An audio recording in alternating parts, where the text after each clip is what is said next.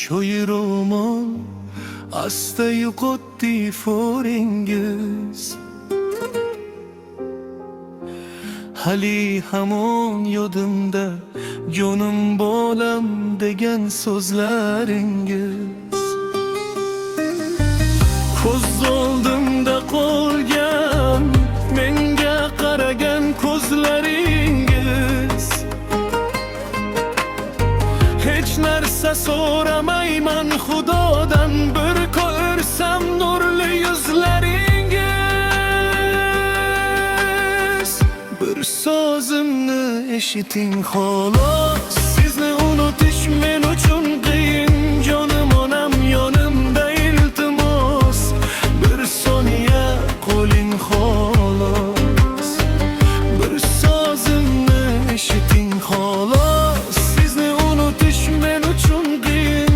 Jonim onam yonimda iltimos, bir soniya qo'ling xolos.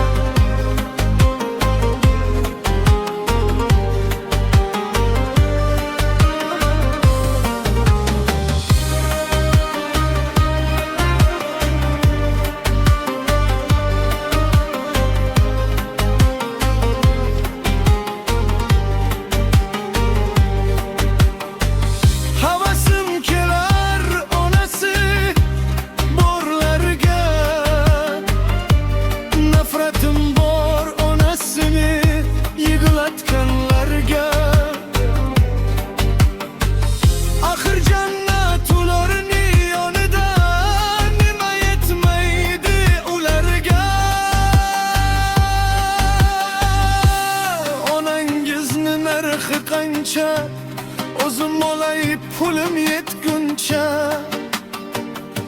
yonida o'ttiring tong o'tguncha. Ona mehriga zo'rlar qancha, bir so'zimni eshiting xolos. Sizni unutish men uchun